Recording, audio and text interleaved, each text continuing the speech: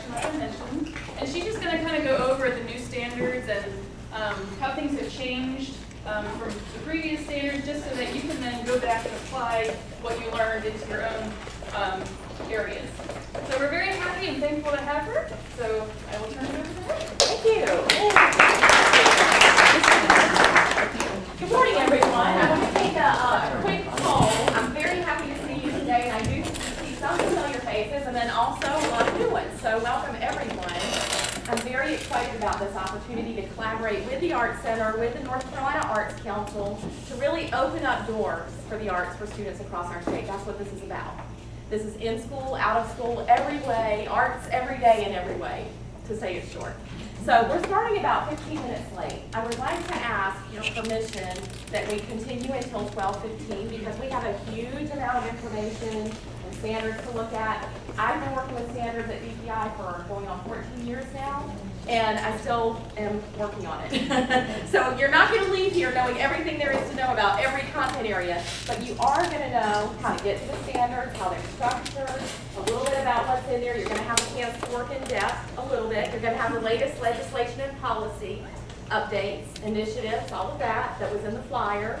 And you're going to leave here with a wealth of resources that you can then take, go adapt in your situations. You are the experts in your disciplines. You are the practicing experts in your areas, and I am not here to tell you how to do your job. I'm here to help make the standards accessible for you so you can make those connections and applications when you're working with the schools in particular. It's a wonderful, diverse audience. I've heard all areas of the arts and writing and arts in education, and all those different audiences represented in this room. And I know we can all learn from each other and share this wealth of knowledge and expertise and build for those of you who are building. You'll notice we have a child up here, educating the whole child. That's kind of our theme for today, is how do all these pieces fit together. And you notice that the child is made up of puzzle pieces that are missing.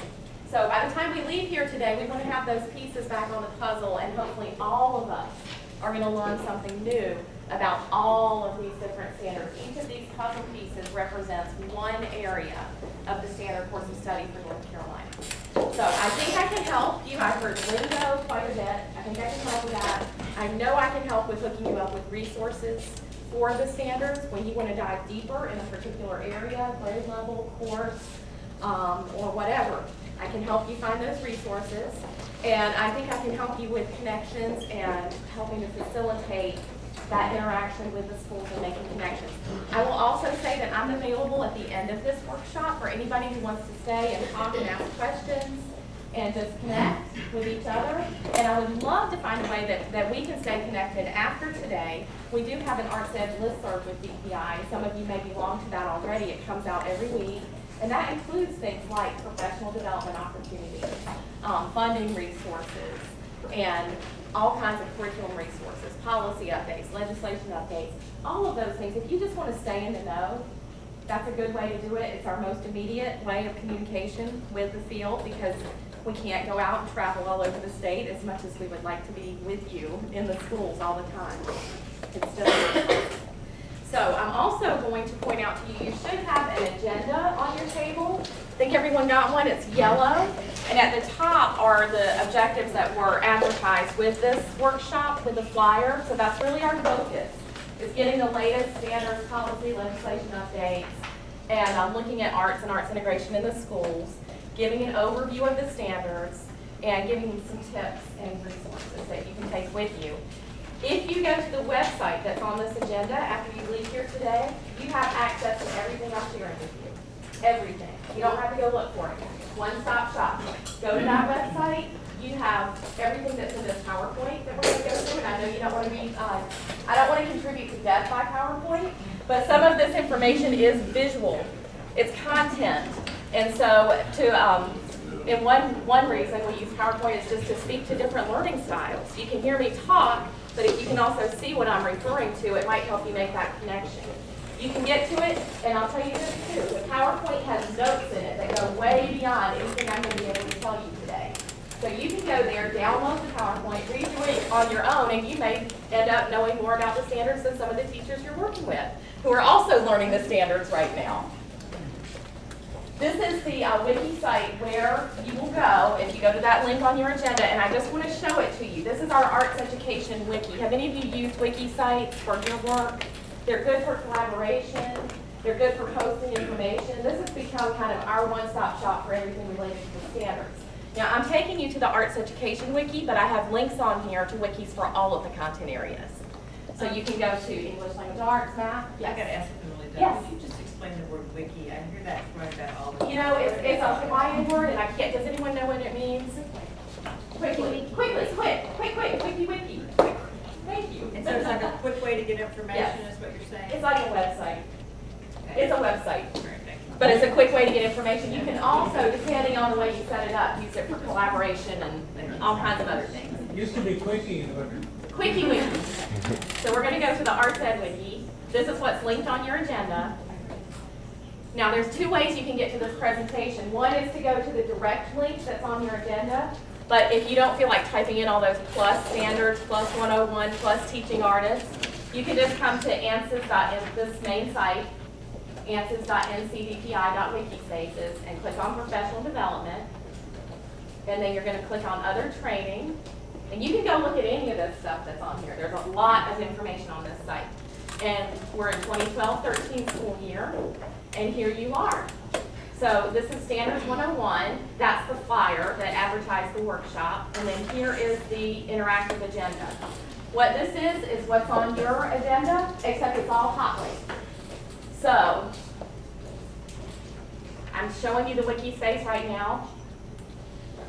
Everything we talk about related to policy and legislation with the state board, with the legislation that's passed, it's all linked up on here. You click on it, you can get to it instantly. Standard course of study for all content areas, you click on that and you're there for everything. All of these areas that you see. The tips and resources we're going to talk about, all on there. And then my contact information is also there, and I encourage you to stay in touch as questions come up, because often when we have a chance to reflect, that's when we think of our questions. That's when I think about my questions anyway, let's put it that way. So I will tell you this very first part of the workshop is going to be a little bit information heavy. I'm going to preload you with lots of information, and then you're going to get a chance to dive in yourself and see what that really means. So I'm going to give you the legislative updates, policy updates, the standards themselves overview, and then we're going to have a chance to work and put that tile back together with the pieces of the standards. So this is just a little formative assessment, just to gauge what you already know. If you'll show me just under your chin, thumbs up or thumbs down, what you think. For letter A, the State Board of Education has a policy that requires a standard course of study in the arts. Is that true or false? Just show me under your chin what you think. And if you're not sure, you can do sideways. Okay, that is true. That is true. We are required to have a standard course of study in the arts. That's not true always for every state. So we do in North Carolina. The first goal of the State Board of Education includes the arts. Do you think that's true or false? I'm seeing a lot of thumbs down. I'm seeing some in the middle. Anybody think that's true? A couple people think that's true. That's true. That is true. And you need to know that because everything that the schools do in this state is linked to the State Board of Education mission and goals. And you need to know, if you work with the arts, that the arts are in there.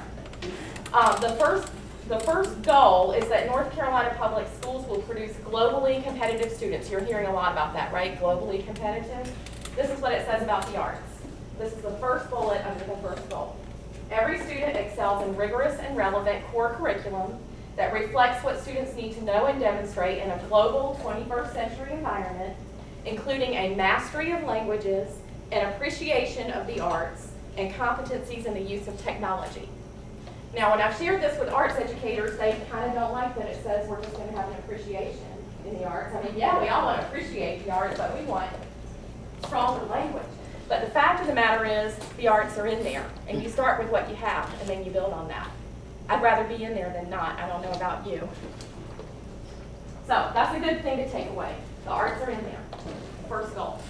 Letter C, students must complete 1 unit of credit in arts education to graduate from North Carolina schools. True, false, not sure. Show me under your chin. Seeing some in the middle, some down, some up. That is false.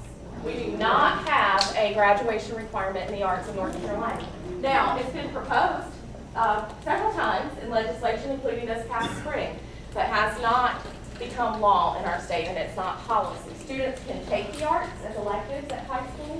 They can concentrate in the arts. They can help fulfill their elective requirements, but they're not required to take at least one course in the arts to graduate. And letter D, the arts are core academic subject areas. We're always hearing about core academic areas, core curriculum. Is that true or false or not sure? A lot of not sure. The arts are core academic subjects. You might not feel that way. I don't feel that way all the time. A lot of folks are not aware of that, but federal legislation, the Elementary and Secondary Education Act, formerly known as No Child Left Behind, defines the arts as core academic subjects. Yes? How is it possible for it to be a core academic subject and yet you don't need it to graduate? Right. Good question. Good question. And a lot of people are asking that question, and that's where your role as a community member, as an artist, as having your own voice comes into play. Because what will change that is when policy and legislation changes in our state, at the state level, and at the national level. Okay, so speaking of which, policy and legislation, how many of you were in North Carolina in 1985? Okay, a lot of you. 1985, that's when the basic education program was signed into law by our General Assembly. The basic education program defined a fundamentally complete program of education. So we have the federal law that says the arts are core academic subjects. We have the basic education program that says that the arts will be taught, shall be available to every student in the state, K through 12, shall be available. Available doesn't mean they necessarily are going to take it, but shall be available. It says they're required K-5, required 6A to be available, all 4 disciplines, but students only have to take one each year, and at the high school as electives. That's what the BEP says. The basic education program, BEP, also says we will have a standard course of study for all of the areas that we have standards. That's what requires us to have standards in the schools for those areas. This is that guiding mission of the State Board of Education. I'm just going to let you read it. Okay, so there's a lot of emphasis on 21st century education, globally competitive, prepared for work and success in life. I think if we're teaching the whole child, and I'm guessing probably nobody's going to disagree with this in this room, if we're teaching the whole child, if we're teaching all of the standards in all of the areas, we're helping students to be globally competitive. We are preparing them for success, not just in school, but in life. So that's our state board mission. That is based on all of the work of the state board, their mission and goals, all of the standards work that you're hearing about with 21st century skills is based on this framework by the Partnership for 21st Century Skills. Have you seen this rainbow image before? Yes, David. Can I ask how the state interprets 21st century skills? Yes, we're going to get into that. This is the framework that the state uses for 21st century skills. So you're going to see lots of 21st century stuff out there. The Technology Association, ISTE, the International Society for Technology Education, has a set of 21st century skills which overlap with this. But this is the framework that our state board uses, which means the schools align with this framework and the standards align with this framework. Yes? But this is part of the cores, the federal, the nationwide, the course thing is based on, or this We're going to talk about that. And I just want to make sure I'm Yes. separating out what's a North Carolina thing and what's a federal thing. We're going to go right into that Right. in just a second. Stay with me. She wants to separate between North Carolina and national, and we're going to do that. So this is a national partnership. Okay. All of our North Carolina standards and the Common Core Standards, which is a national initiative, were built through this framework. Okay, this makes it a little easier to read. Just look at this. Look at these skill sets. We have life and career skills, learning and innovation skills, information, media, and technology skills, and then we have core subjects, and you see the arts on there, and we have 21st century themes. Just when you were introducing yourselves, I heard reference to some of these 21st century themes. But look at those skill sets and think about how the work you do ties in with that.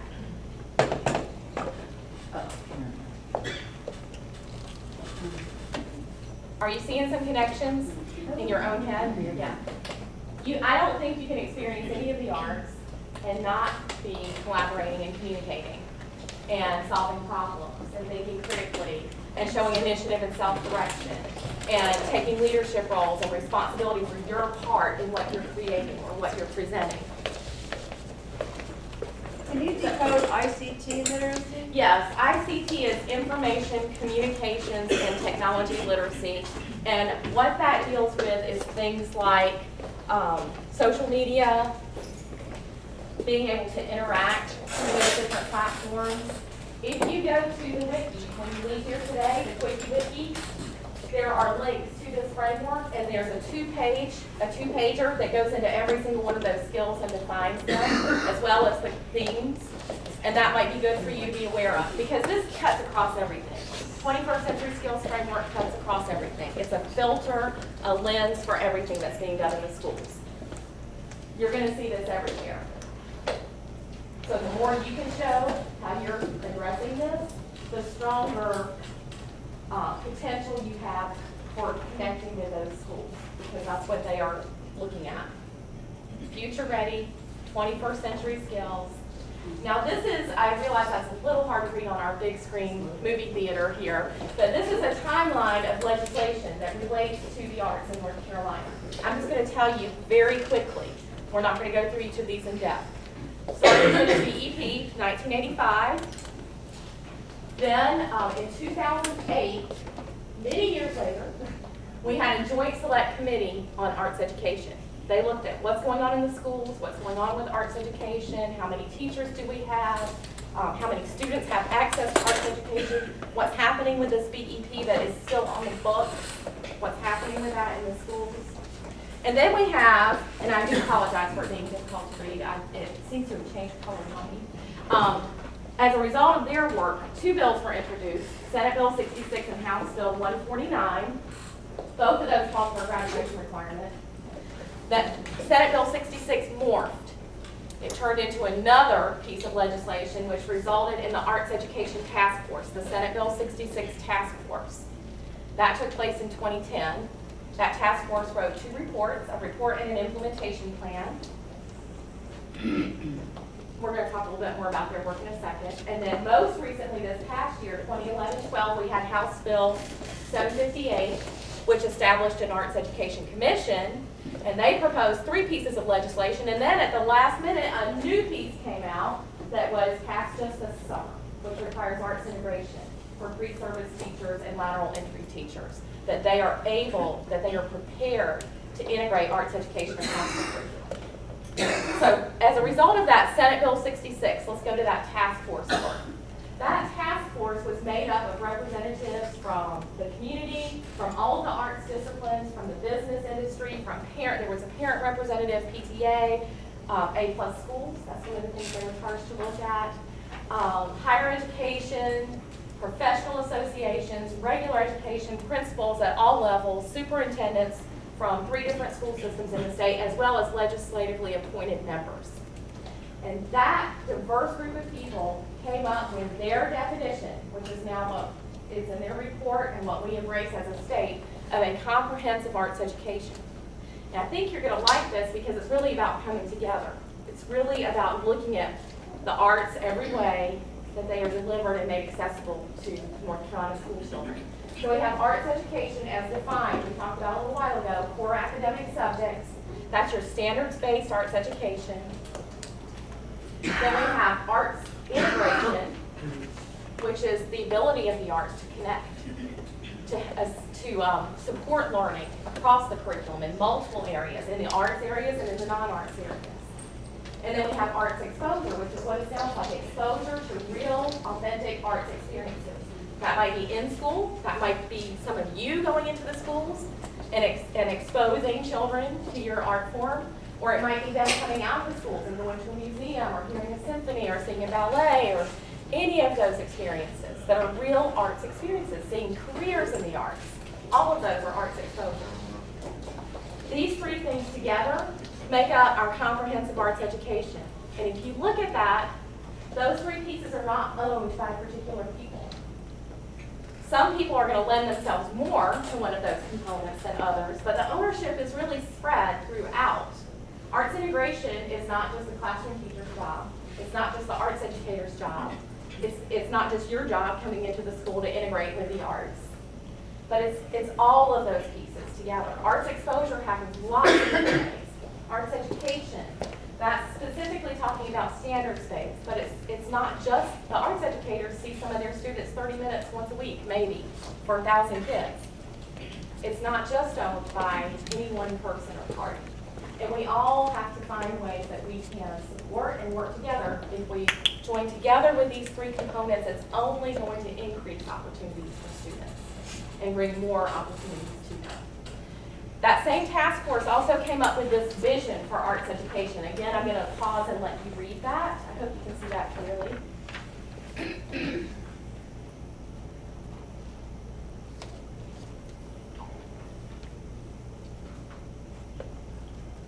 So you see all the buzzwords: innovation, creativity, standards-based, engagement, retaining, preparing future-ready students. And you see arts education and you see arts integration as critical to North Carolina's 21st century education. And I'll get you in 1 second. And that was from that diverse group of task force members, and you heard the different hats that they wore, said we need to have a vision for what should be occurring in our state, and this is what they created. Yes? Literature is not included for the writers and residents. No, that's a good point. In our state standards, English language arts is where you see literature and writing. And arts education, as defined by law, includes dance, music, theater arts, visual arts. And that's true with the national standards as well. You will not see creative writing embedded in the national standards for arts education. Just the way the standards movements evolved. I mean, in 1994 is when the National Consortium of Professional Organizations created the first set of national arts standards following their national arts standards. And ELA set the up ready.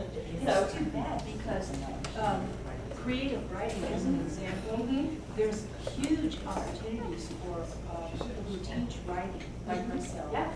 to integrate the other arts, and that's what I do. Absolutely. But one would hope that there will be some reciprocity. For example, if you're doing an interpretation through theater of a piece of literature, I mean, look at Broadway as a popular example, but Cats, you know, so one wonders, maybe that might be something to make a note of in the future. Yes. And I think when you are working today, you're going to have a chance to see some of those connections. And I'm trying not to get too far ahead, but I think you're going to be able to see how some of those pieces fit together. Even though they are defined separately, you're going to see crossover. Well, they go both ways. Yes. Like it's just a Yes. directionality. Yes, absolutely. I mentioned that yes, one more question. Then Yeah, the other thing was the licensed art. It didn't include arts professionals in there, so it said licensed art.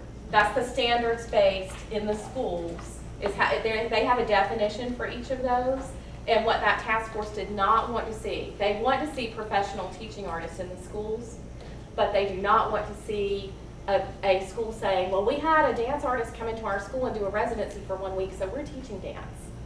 It's both. It's not either or. It's both. Okay. And then as a result of that task force work, this commission met this past year, and they looked at those. They came up with recommendations in these 5 areas, and I mentioned 3 proposals. And this is the one piece of legislation that came out of the House Bill 758 work. And it's Senate Bill 724. How many of you have heard about this? Because I'm getting a lot of questions about it. Only a couple people in here. Okay, 3, 4.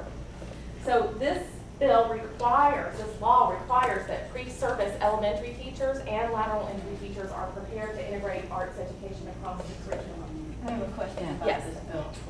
The schools that teach teachers, do they have the wherewithal? Well, it'll be interesting to see what happens, because what the law says is that the State Board of Education will work with the UNC Board of Governors to ensure that this is happening. And we already have a policy that requires this, by the way. I should mention that. The professional teaching standards require that teachers are able to do this. but you probably know from your work in the schools that this is happening to varying degrees. Or not at all. Yeah, or not at all. And there's no monitoring and there's no accountability for it. So this is bringing a whole new level of visibility. And again, it's putting the arts and arts integration as important to what all children learn. Yes? Do you know what steps are being taken? Because I know these are the teachers that are joining the staff, but there's a whole lot of teachers that are not required to do this, that are still teaching. Well, they actually are required in a way, and I'm going to talk about that a little bit. Yeah, they are required to make connections. All teachers are required to make connections. I think that's probably going to be something that evolves as this law is being implemented and there's a big focus on pre-service, then that's naturally going to bubble up and carry over to what's happening already in the schools, because the regular ed teachers who are already teaching and not doing that are not going to be competitive with the new folks who are coming out if they're not up to speed with that. I know you have some other questions, but I am going to keep going because I know you want to actually look at the standards today while we're here. And we can talk some more as we go. Some of you asked about, I think somebody asked about what was actually happening in the schools. I thought you might like to see overall how many students were reaching in North Carolina through the arts as they're defining their course of study. And so you can see the various arts disciplines. Now, if you look at those all added up, we're serving over 122% of all our kids. They're getting too many arts. We need to take some away. Why do you think it's over 100%? Overlap. So we've got double dippers there. Hopefully kids are getting music and art and dance and theater. But what that also says is we're really not reaching all kids. So those percentages were from 2009-2010 statistical profile, which is the most recent data we have for how many kids were actually enrolled in arts courses that year. Now, it doesn't mean that they didn't get some of those areas over the course of K-12, but in that given school year, that's who was reached in our North Carolina population. And this is difficult to read, I realize, but I just want to point out to you, you might want to go back and look at the Wiki site later where you can look at this up close. Here you can see it broken down by grade span, elementary, middle, and high. You can see the number of classes, the number of students, and the percentages. And so you can see that at particular grade spans, that number is going to be higher or lower. So music, for example, we're reaching 86.4% of children during that school year at the elementary level in music. And then that drops off to about half in middle grades and about a fifth in high school, where it's more electives-based. Music and visual arts have the largest number of classes and programs, and dance and theater. Dance has the least. Theater is right behind them. Folk arts is separated out because that is one of those areas that can't be quantified in one art discipline. So that's the way it's reported in the statistical profile. So it hangs out there by itself, as well as community college arts. Those are arts that kids took at a community college. These are the numbers of licensed teachers we have, and I do want to share this with you as well for each of the arts disciplines. I want to tell you how that falls out. That overall, and this is as of a year ago, this is 2011, fall of 2011. Those are the numbers of licensed teachers in our state to serve over 1.4 million school children in North Carolina. That's about one arts teacher, one arts, out of all those areas, for every 275 students.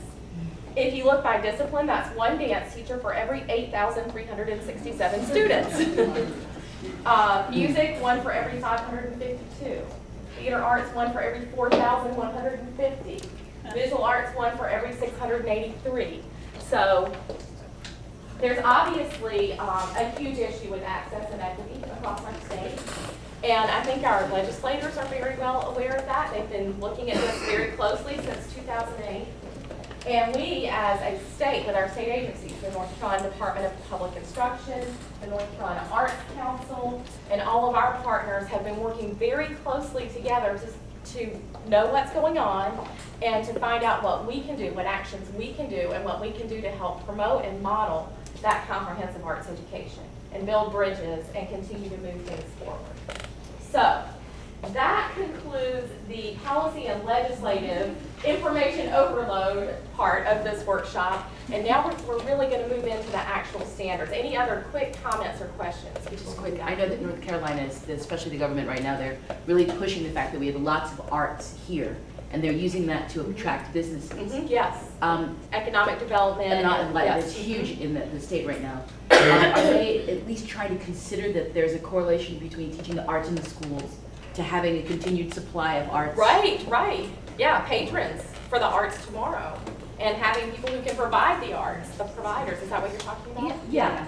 Yeah.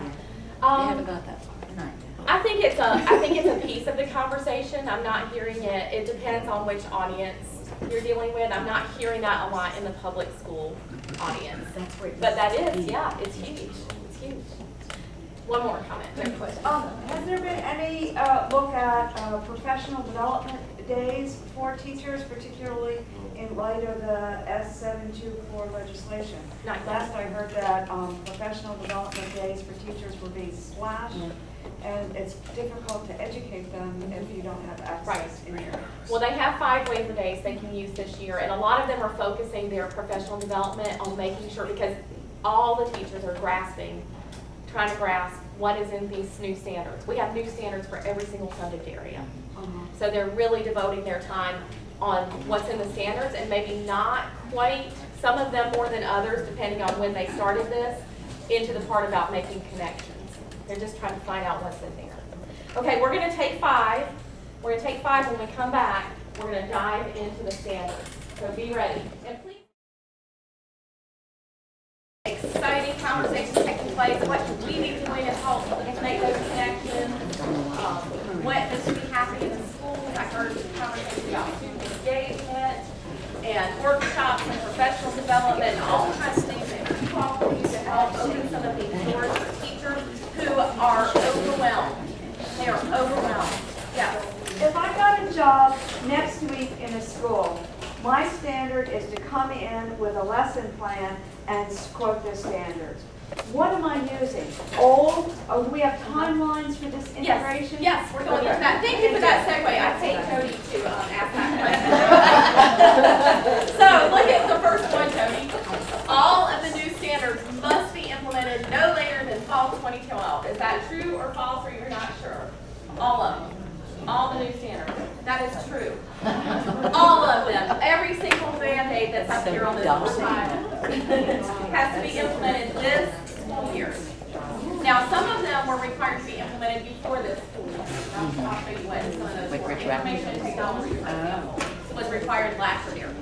Some teachers started implementing the new standards before they were required, and that's fine. Like in the office, that was fine. We don't have statewide accountability. It didn't mess anything up. They could go ahead and start becoming familiar with them and using them. But everybody, every teacher, every student in our state is receiving new standards this year for all content areas.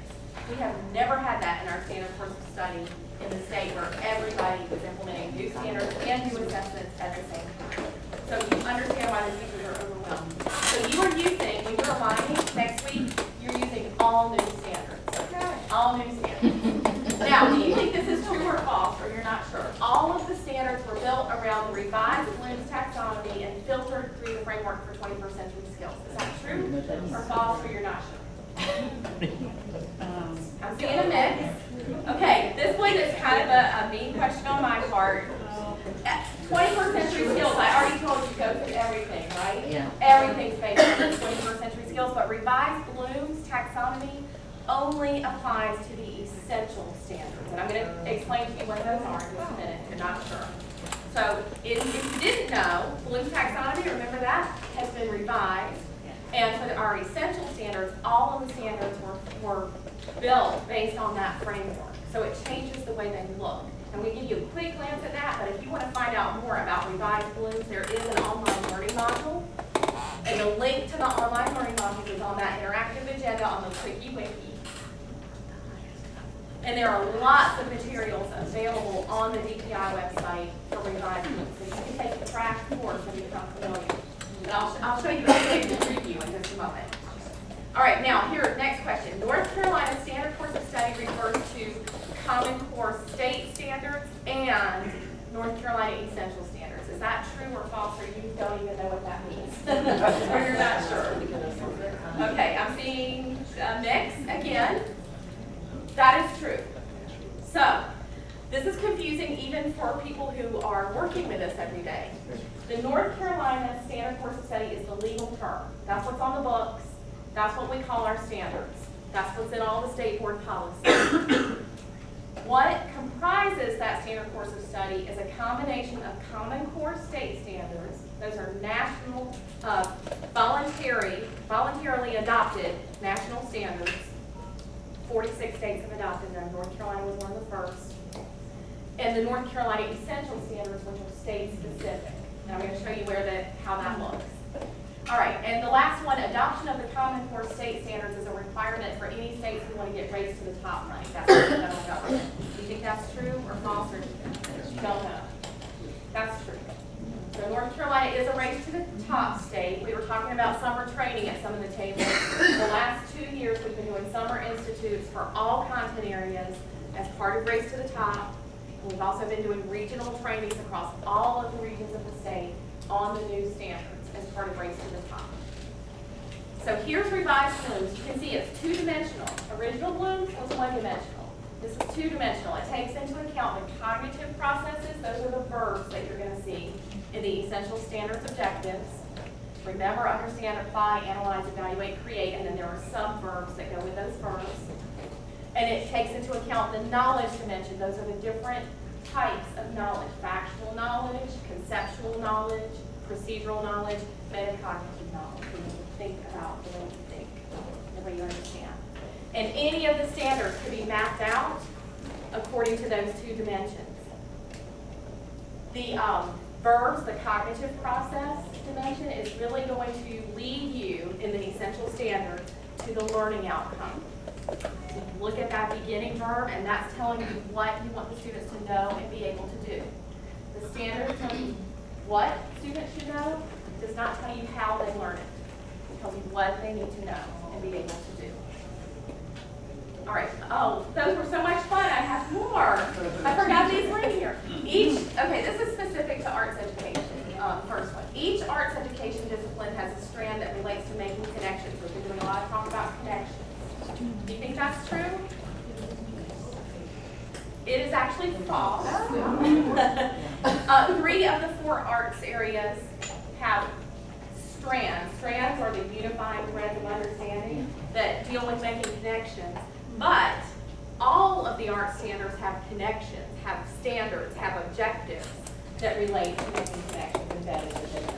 They just don't all have strands. Strands are the way the objectives are organized. All educators are expected to make connections and integrate instruction. Is that true? I told you about the pre-service teachers. Is that true for all teachers? All teachers are expected to make connections and integrate instruction to facilitate student learning. Yeah. True, false, not sure. I'm seeing a mix. That's true. That's part of the professional teaching standards for all teachers. It's part of the evaluation instrument for all teachers, K through 12. They're being evaluated on this. Yes. Even working in A+ schools, which are arts integrated schools, all teachers don't know that. In schools where they're supposed to be. Well, they will if they don't, because it's part of their new evaluation instrument. They will, okay. They don't now. Yeah, I mean, but they should know that now. But I have a copy of the teacher evaluation instrument if any of you want to look at it. And there is a whole section related to interconnectedness of content areas and making connections. It's right up here, and I'll float that around. Okay, now what do you think about this one? We know the arts are making connections. We just talked about that one, but many disciplines outside of the arts have objectives which connect to the arts. Is that true? Do you know in the new standards? That is true. When you're looking at the standards today, hopefully some of those will jump out to you. Now it's more or less depending on which subject area you're looking at. But many of the standards, for example, I can't remember who was pointing it out over here, or Susie was talking about the interconnectedness between English language arts standards and the arts and the two-way street, that they're embedded. You'll see some of those. And then, what do you think about this? Students who make connections are more likely to develop conceptual understanding and apply their learning in different settings. Yes? Is there anyone who disagrees with that in this room? And if so, you need to leave now. Okay, here's, yes? Are you talking more about the strand thing? That's the first Yes. one? Yes. I will when we start putting our tiles back together. Okay, here's our chart. So Common Core state standards, remember standard course of study is the legal term, that's the umbrella. I thought about having you all act this out and having somebody come, but we could use the stage, but then I thought, let's just make it quick. So, standard course of study is the legal term. Underneath that you have the Common Core for English language arts and literacy in history/social studies, science, and technical subjects. And then mathematics. So those are those national standards that were adopted by 46 states, including North Carolina. Then the essential standards are for all of those other subject areas. But you get crossover, what's the difference? Science and science. Okay, there are specific literacy standards for science, history and social studies, and technical subjects. So within ELA, within English language arts, there are specific subjects that are to be applied in those content areas in grades 6 through 12. And then over here, those are discipline-specific standards. So social studies is not just history. When you look at those standards, it encompasses much more than that. But there is an expectation with the Common Core state standards for English language arts and literacy that all teachers have some responsibility in that, shared responsibility. We're going to talk about that a little bit more too when we're putting our child together. Okay, I'm Yes. just trying to understand. So the NC standard course of study Yes. is the actual legal term Yes. that encompasses the core, the Yes. Common Core state standards and the NC essential standards. Yes. The Common Core are the national Yes. standards, and the state essential standards, that's what, Those are specific to North Carolina. okay, just to North Carolina. Yes, and those are written by North Carolina educators, higher ed members, central office staff, teachers, K-12, and all of those content areas. And so if we're putting together a proposal, we need to say that we're gonna highlight, we can say the North Carolina standard course of study, specifically the core standards, Yes. core and the NC essential Yes. standards. Yes, And pull those out. yes. Absolutely, yes. The Common Core state standards, the national thing, that doesn't really encompass anything that's specifically arts, exactly? Is that? Yes, that's, Okay. that's an accurate statement. It's not, they were not designed to specifically teach arts, but there are arts connections in there. Okay. You will see them. You'll see songs, stories, poems, scripts, theater, acting. You'll see those kind of communication, presentation, research, all that, lots of things that cut across, but they weren't designed specifically to teach arts disciplines, to help you become literate in the art form. Okay? Now, here's what's the same and what's different with the Common Core and the essential standards. What's the same? They're all supposed to have fewer, clearer, and higher standards, be more rigorous, be not as wide, and more in-depth. They all have alignment with 21st century skills and other standards. They all are focused on improving student achievement, those student outcomes, getting to what you want students to know, understand, and be able to do. The difference is the way they're organized. The format's different, depending on which set of standards you're looking at. Common Core is organized differently than essential standards. The taxonomy, revised Bloom's taxonomy, is for essential standards. It was not used to develop the Common Core. Common Core did not subscribe to a specific framework. And so when you see those verbs, those cognitive processes, they don't mean the same thing necessarily in Common Core as essential standards. They mean something very specific when you see them in essential standards. The essential standards are specific to North Carolina. And then the Common Core were, again, an optional national initiative of which our state took part. Was that, yes? Can you give an example? Of just the verb thing? Yeah. Okay, I can give you lots of them from the arts because that's what I work with. You will see things like within the category of understand. There are lots of different verbs that can show how you measure understanding. Explain, illustrate, compare. Those are the kinds of verbs you'll see that the student would work with that would illustrate.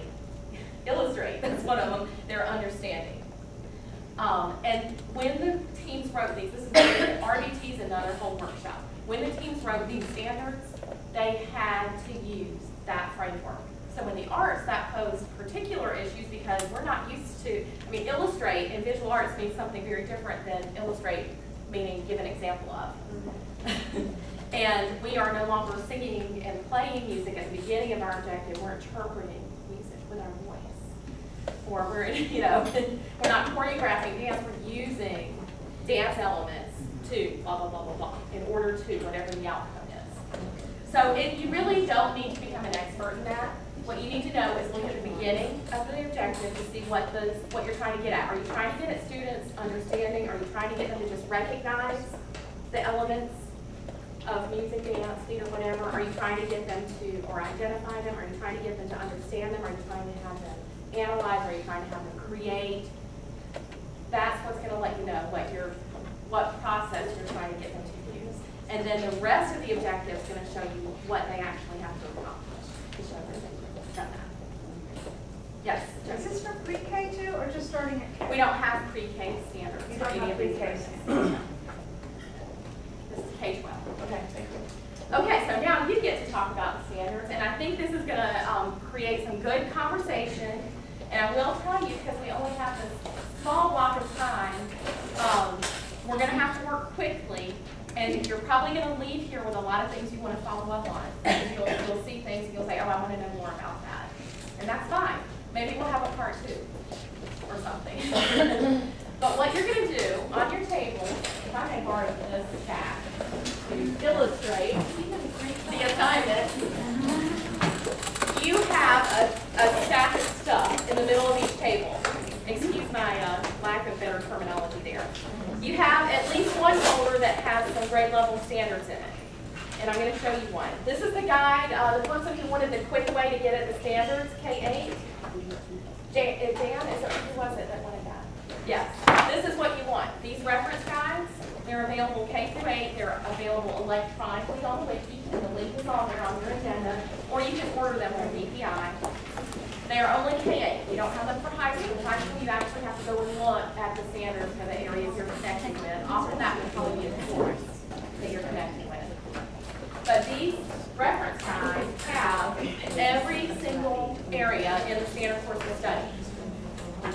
So before you go into the activity, let me explain this, what it is to begin with. So in the table of contents,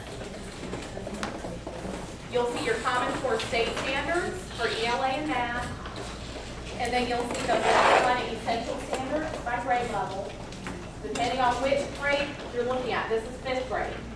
So you're only going to have 1 or 2 grade levels at your table to look at. You can't look at all of them at one time. It's too much. So you're going to look at 1 grade level, and you have some puzzle pieces on your table. Now let me finish explaining the way the standards are organized. So some of them are by grade level. English language development, guidance, and world languages are by proficiency level. So it's not necessarily within a particular grade. So all the proficiency levels were in every guide. And then you have extended content standards. Where's our EC person? The extended content standards are for those children. It's about 1% of the population who can't access the regular standards, but it makes them available to them at the grade level. So you might probably already know those. You have these, and then you have a puzzle piece or 2. So those are the areas that, for the purposes of this workshop, you're going to look specifically at these areas at your table. You can work in like a group of 3 and a group of 2, and you take a piece, or you can do the whole table. But in a few minutes, say 20 minutes, every group's going to have to come up here, bring their piece, figure out where it goes on the puzzle, and answer these questions. How does this piece, or you know what? If you don't want to answer these questions, that's okay. Let's say this, because this is a lot to absorb. Forget the questions. This is about future ready and making connections, which I think you saw future ready when you looked at it. What I want you to tell us is what are the big points about the areas you got that you think everybody in here needs to know, so that when they're working with those standards for that area, they know what are the big things that they need to be watching for. Okay? That might be a better way to look at it. If you'd rather answer those questions, you can do that. Because I think you're going to see these things come out as you're talking. You also have, before you start, let me just share one last thing with you. You also have a folder with the puzzle pieces, the areas of the puzzle pieces. So I've got English language development and career and technical education. And this is a 1-pager. that just kind of gives you an introduction to that area. If you're too overwhelmed looking at the grade-specific standards, you might want to just try to get big picture from your one page. Or you can start with the one pager and then look at your grade level. Are there questions about what you're going to be doing before everyone starts? I know you're eager to jump in. Yeah, quick questions. Jen.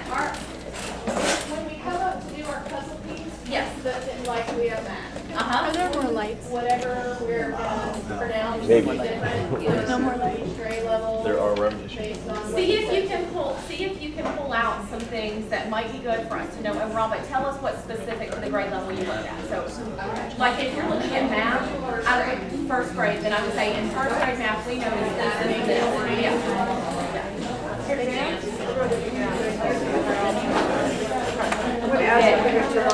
So, yes, ma'am, there's a whole lot of stuff on our table. There's a mess of stuff on our table. Let's be approaching this.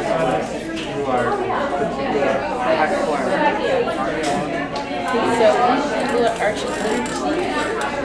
Literacy, science, English language arts is taught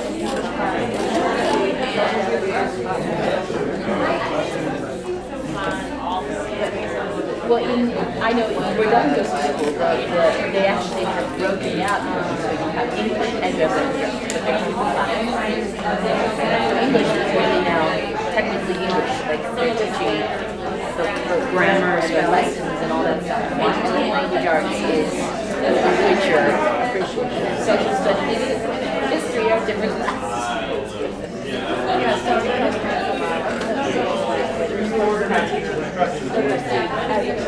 To the country.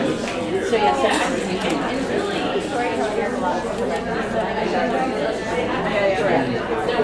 yeah, and also there's so much so also when you're doing social studies, especially with the archival practice stories out there, there's so many differences, and those are completely different usually. And so looking at those two bodies of literature as you go through, I changed the assignment how I took away the and so that's really easy to assimilate the theater of different countries and the stories. And I imagine the dance too, because you guys tell stories to dance, yeah? Or something like that. That's okay. I really, I teach dance. I'm pretty progressive. Yes, I do.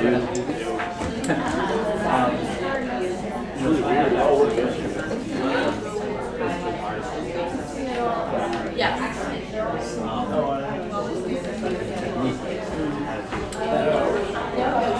So this is actually, and I guess in dance, there's a health there's spatial awareness, self-awareness. If there Primary, two of the primary elements. Three. Okay, so let's see. Three primary elements. I know what you're talking about. The essential of it is dance is it's not a great storyteller. Well, no, there are, in the curriculum, as far as dance goes, there are connections that are very specific, like science. Yeah, that's Or what I was thinking. force and motion. Yeah. Yeah, so there's Yeah. energy in there. Yeah, so when you were talking about time and energy and space and all of that, that's exactly what I was thinking about. And with there's also feeling the body.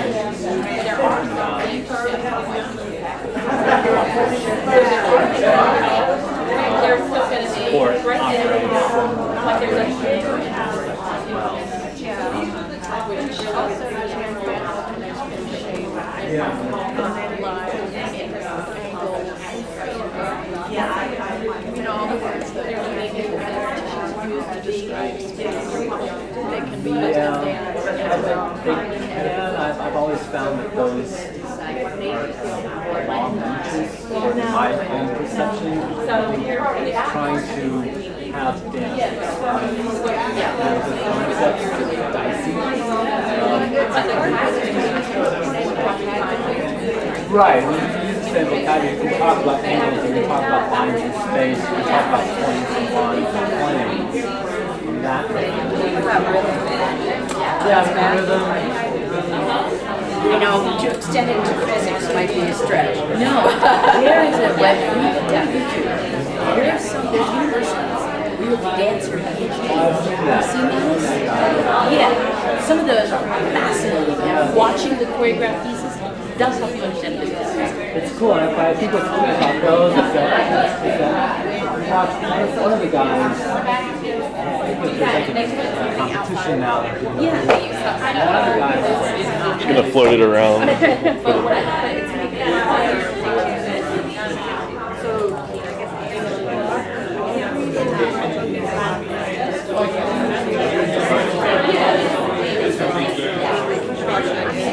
Each thing has analyze, understand,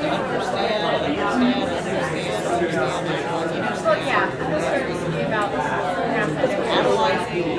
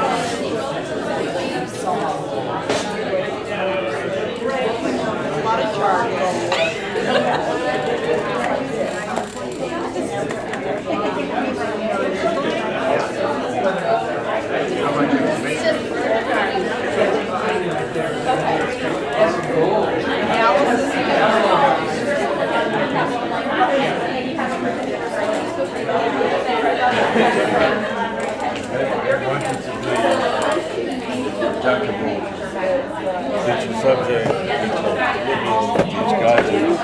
Yeah.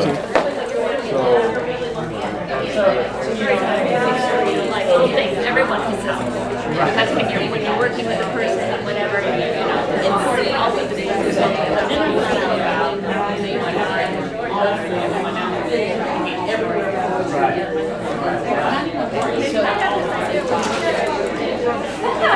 But I thought you would do. Well, I think we are. Yeah. Do you know, I mean, I was just wondering if, here's our new question. That's our new question. All right. So if we are not doing big ideas on anything, what we are doing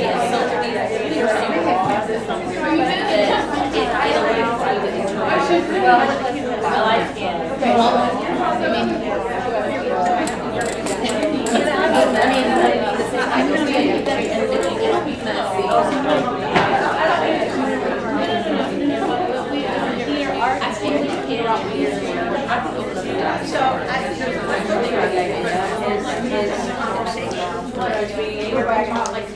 I'm pretty brag worthy. I'll be 10 years of age. How much baby? Well, then what? I brag on your team.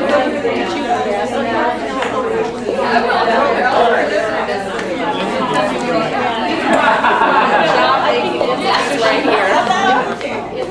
We made you feel Because is that right? We really, as artists and teachers, they really what you see it. You know what I mean? I don't know if college teachers even have this Friday. You private. Sorry. Talking about it first. It's gonna be so long that No one by the time they by the time they hit 45 minutes to an hour, that tends to be how it goes.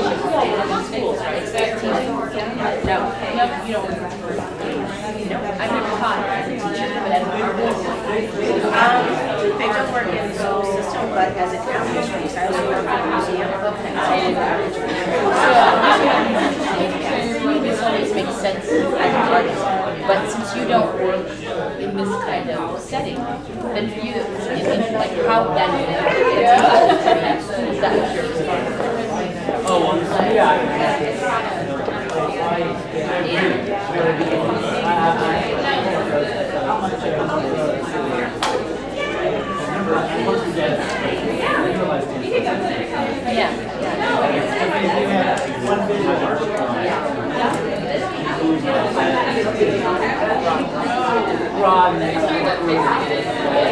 But that's interesting because one comment I have a discipline I'm good at. I am good at teaching this. If I can expand my horizons there, I lose the sense of what I lose my study. I lose the sense of what I'm trying to do. And I think that,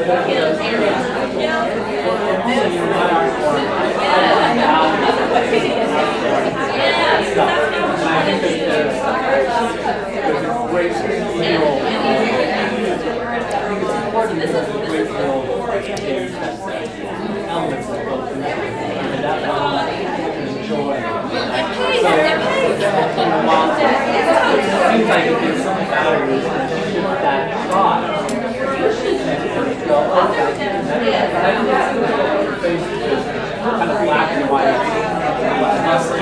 Yes. That's where the trick happens.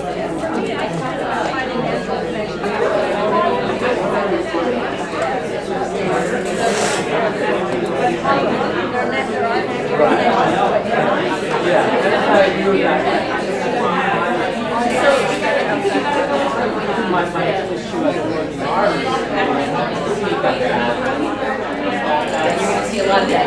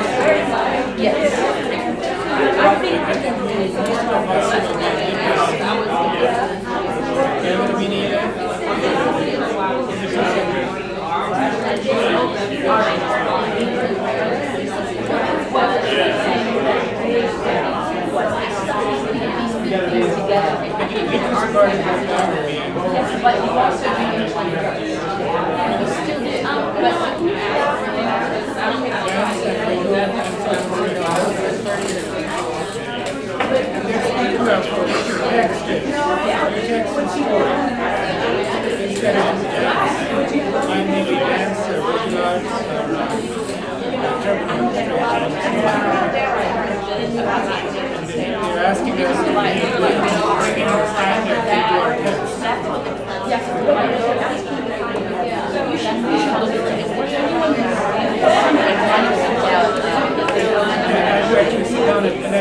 yes, she's like, I'm not saying you can actually look and see examples of what they were saying that the kid had to know about it. Look at those things. All right, so that's really where all this is. That's what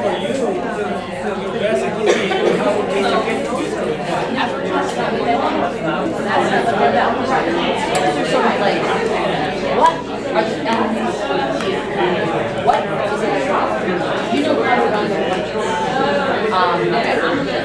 Okay, I'm gonna make a take a story. I'm trying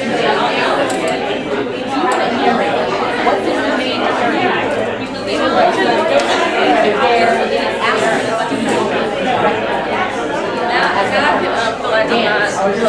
worried. Turns into a lot of kids choreographed, something. So that's what they're doing. So they're not asking you to turn the children to artists. What they want you to do is understand how these areas are what. Yeah. Yes. See, that's me. Yeah.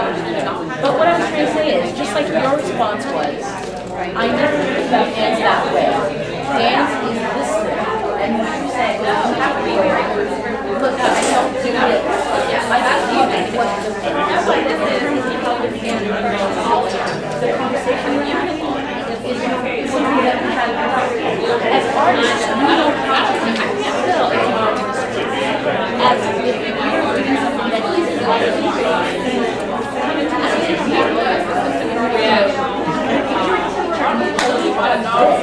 isn't adding this other piece, and you're representing and so this is not a happening that needs to happen to artists or curriculum. This is just what is it? And so that's I'm sorry. That was what I was talking about, the big idea. We need to start that. And yes, right on that. Alright, what happened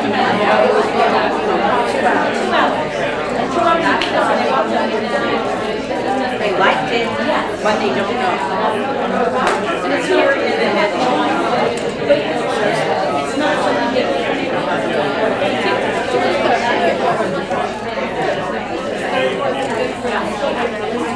yes,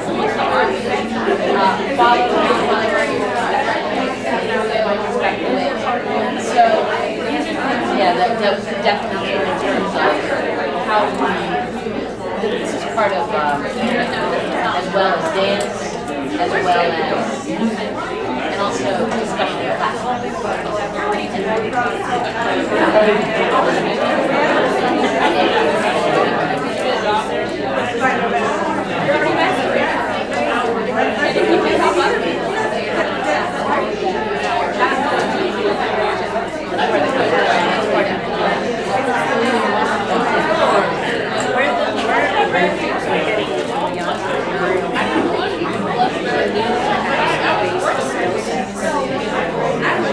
That allows you to be able to be able to talk, to listen.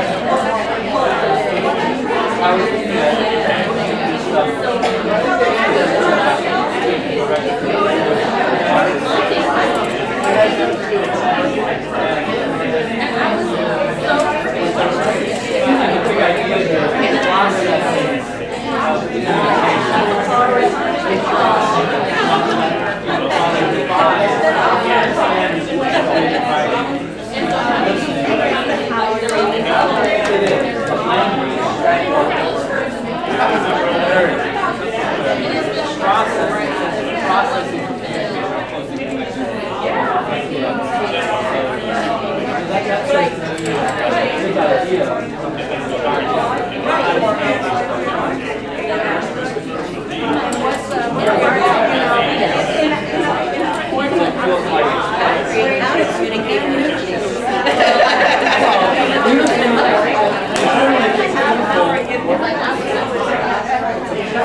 It is because it brings your own frame of reference and sense memory to something, which is what happens in history and science and math. Which makes us understand better when we're dealing with other questions. Like, I get really caught up in the college, you're trying to talk to something, you know, and why should it happen to everybody?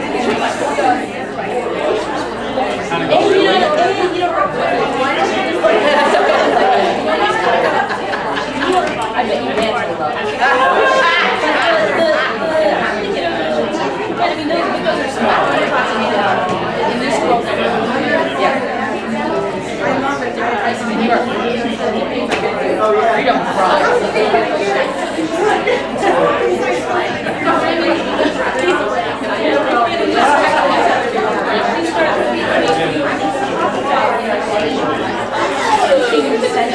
what it means to be connected to other people.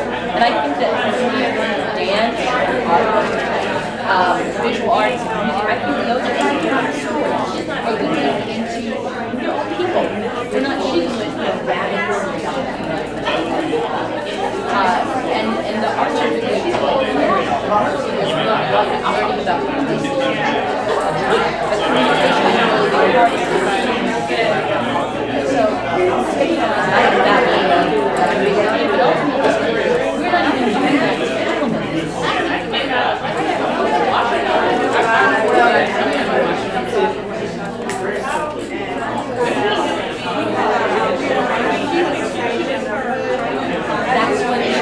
what comes for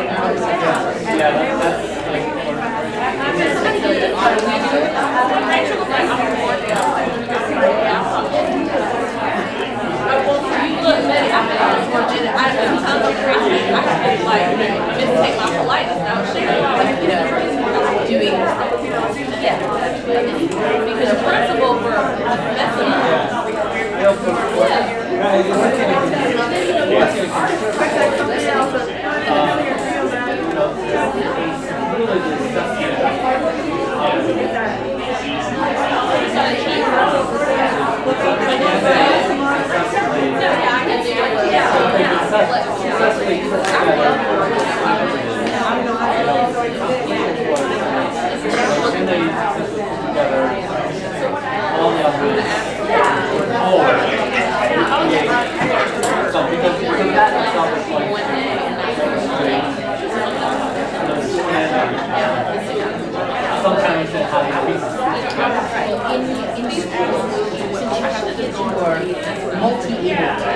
and not every kid is going to be able to do that.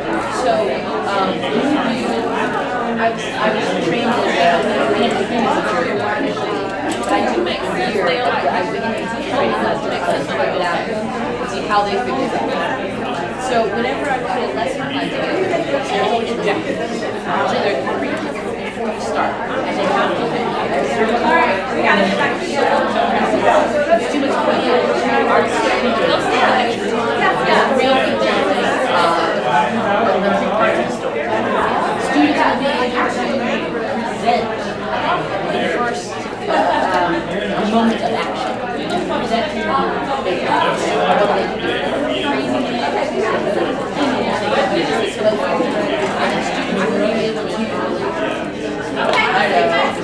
Discuss. Yeah. creating a set of objectives that you want to And do you know? And knowing what they are, the first thing to do is create it. You have to create what you do. What is it? So everything is an action thing, so that every line that you have to say has something to do with it. So there's in terms of when I go into the classroom, I start with the chapter. All right, everybody. And then I We're in the final stretch. We have to put our tile together. And if they ask questions, Okay. That's because that means they listen. I'm sorry. Okay. All right, let's qualify this by saying, let's qualify this by saying, the process is the most important thing here, not not the product, what you bring forward. There is no right or wrong. It's what stood out to you. What were the big things that stood out to you? You may have never looked, you were here to look at information and technology before. You might have learned something really new today. But guess what? Information and technology has to be infused throughout all of the subject areas. So that's why it would be important to take a look at those standards. I know some of you discovered ways that you could search within the standards for your, like we looked for poetry in kindergarten, right, Kim? And I can show you how to do that if we all look at that together in those reference guides. The idea about the reference guides is it's a quick reference. Instead of having to go to 15 different websites to look at 15 different sets of standards, they're all right there for you in one book.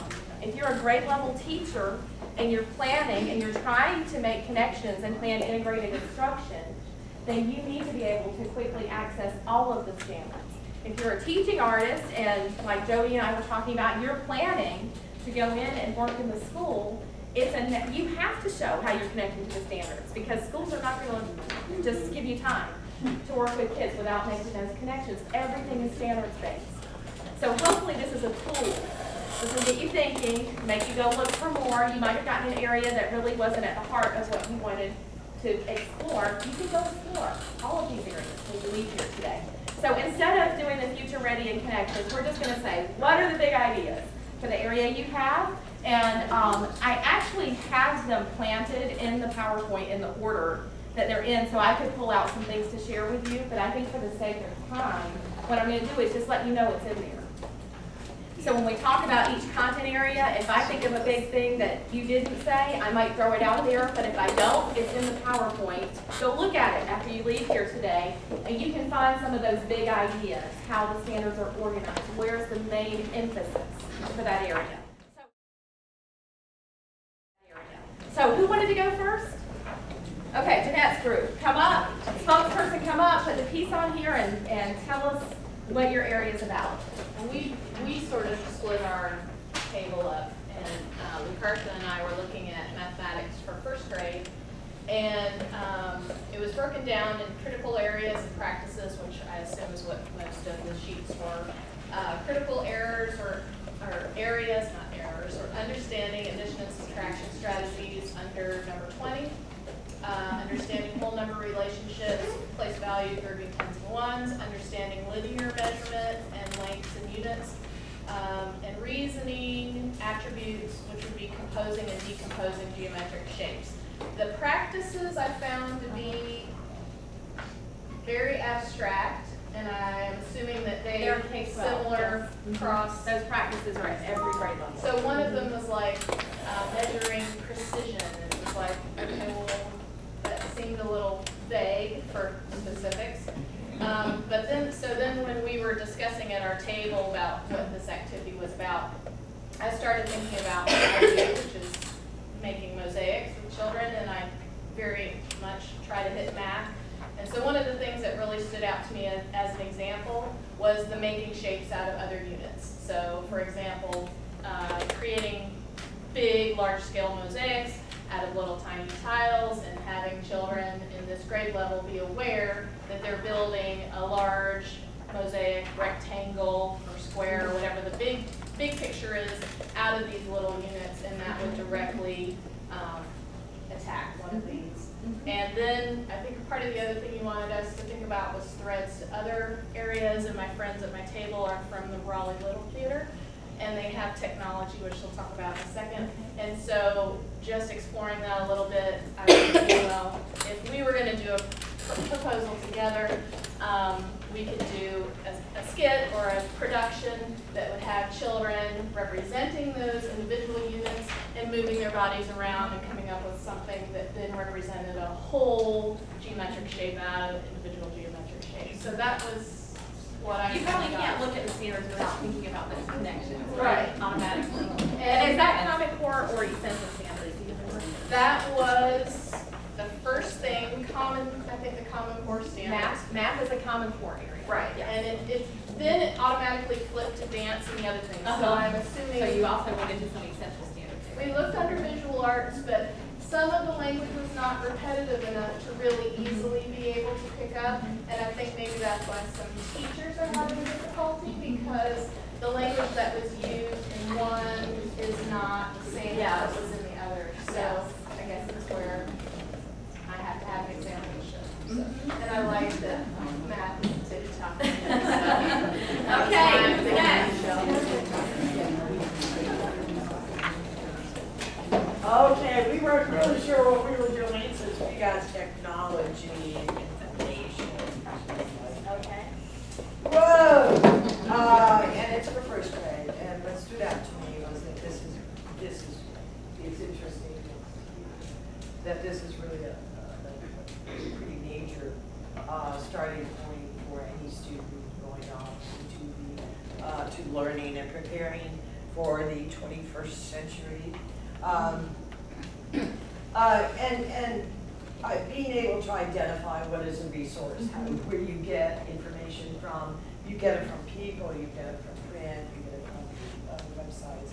The importance to understand what is relevant and not relevant to a topic, what's important or not, and understanding the difference between fact and fiction, which is helpful. And then using all the different tools that you would to gather, organize, present a research project or information. And of course, importantly, using technology safely. We didn't get into too much of how this would relate to theater arts, but you had some ideas before. Well, I only said that, first of all, we're old. So, I was just amazed that like a first grader has to know how to be able to get on the internet. Like I just thought that was wild. But theater, you can't see everything that's out there. You just don't have time in your day. But if you were able to bring in a laptop or a computer and show kids different, maybe YouTubes of dance, or that would be a great way for or different kinds of stages, when you're instructing. The other thing that stood out to me also is teaching safety. Theater could be used to teach safety. Go in with as a learning tool. Very good point. And I think the technology within the discipline, certainly there's a lot of technology that can be involved with theater, the light and sound, all of those production elements, all of those things. And with all of the arts, and with the literary arts as well, fair use, copyright issues, ethical issues, that's all in those information and technology standards as well. Okay, who's next? Who wants to go? Just take number. Yeah. One circle. So we had science. We're looking at the second grade. So the big thing from the main sheet about educating a whole child was just that the science, the process, and the content goes together, so you really can't keep those separate.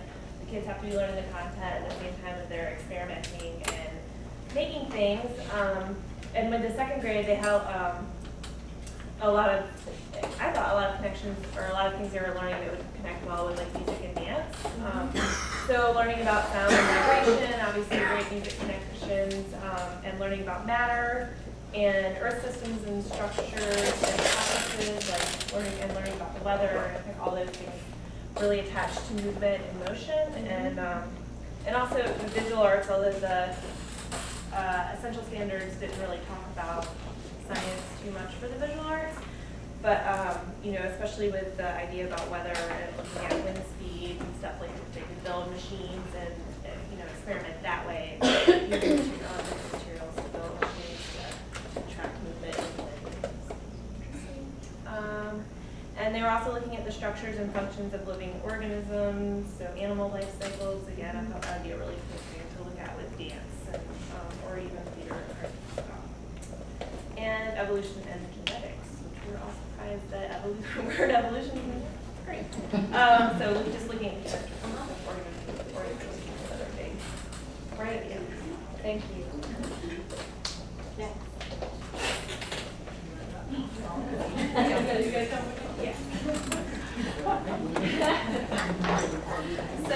So we had English language development, which was primarily focused on on speaking and then writing. And there are tons of areas of overlap. So within the standards, they overlap, or they expect it to connect with language arts, mathematics, science, and social studies. And essentially, looking at the chart, it starts with very introductory vocabulary, being able to articulate yourself on a very rudimentary level, and then developing vocabulary and skills to advance that to being articulate, I guess, and to being able to play with language. So it seems like there are a lot of ways that it. A lot of practical uses, speech writing, public speaking, even being able to pay your bills on over the phone. So many life skills that are involved in that. Who are these standards for? The English? Oh, fifth grade. This is fifth grade. Thank Okay. you. Yeah. And they would be used with students that are not speaking the English language, correct? Yes. I mean, I would imagine so. It didn't say that specifically, but that I saw that it was only focused on them. Is this something that's across These the are, board? yeah, the English language development standards is really, this is another one of those areas where it's good for all teachers to be aware of what's in there, because these are the standards that are used to support English language learners. ESL? Who receive ESL services, yes. I think we all learn English language. So would this be the category that was also just for vocabulary development for someone who speaks English as their first language as well, or is this ESL? Well, I think what you're going to see, and what you probably saw, is that there are lots of things in there that you think, oh, this is good for any child who's trying to, if you're trying to enrich vocabulary. Yeah. But it's designed specifically for English language learners. Thank you all. Nice. Very nice.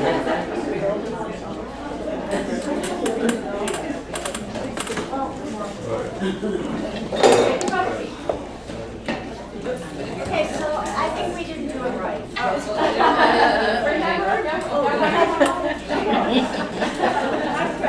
I'm here for all. Okay. Your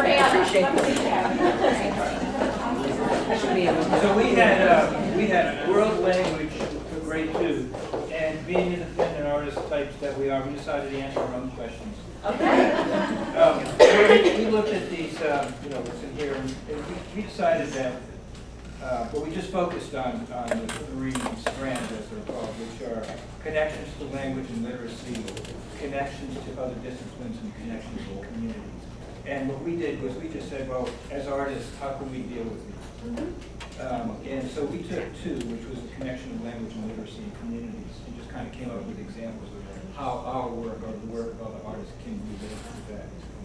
So in the connection to language and literacy, obviously, there's the visual art of other cultures that we can look at and present. Looking at our own culture also. If you don't mind, I'm sorry. Looking at our own culture also as a culture itself, so as different, to compare and contrast.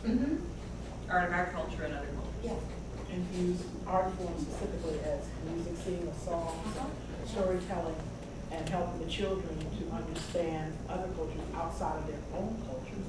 Also, we were looking at the second grade level, teaching them how to learn the positives about other cultures that bring about understanding of diverse cultures. Right. So that we can relate to our culture and those around us. That whole global awareness. Yes. Yes. Yes. Okay. All right. And then connections to community.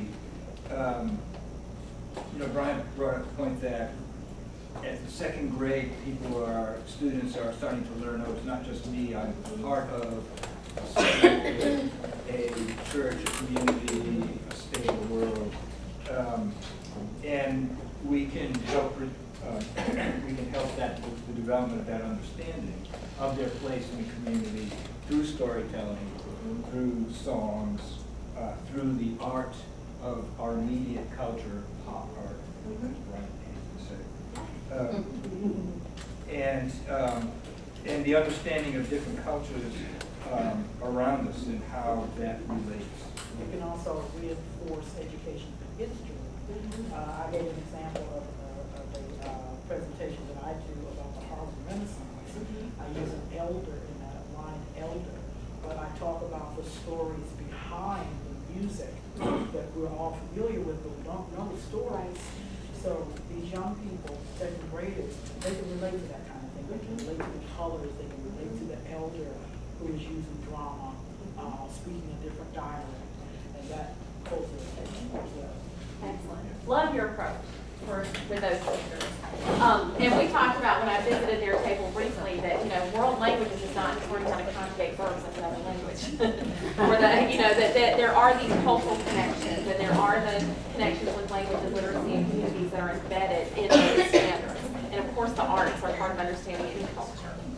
All right, who's next? Yes. We had career and technical education. All right. Part of the leg, helping to stand up. Yeah, so basically we're dealing with the 7th grade, and we're talking about identifying clear pathways for people to think about what path they want to lead to a career. And there are 16 different career clusters, and they were basing it on just the skills necessary that are common for each of 16 pathways. And so in the workshops we do, we all are professional musicians, and we are all do a question and answer at the end, and we present it like, this is the career we've got, this is our career. And so we talk about the pathway that's led us to where we are now. Yeah. CCR, Career and College Readiness. There's another acronym for you. Career and College Readiness. That's what the focus is on for all of our students to be career and college ready. You'll see that in the college report.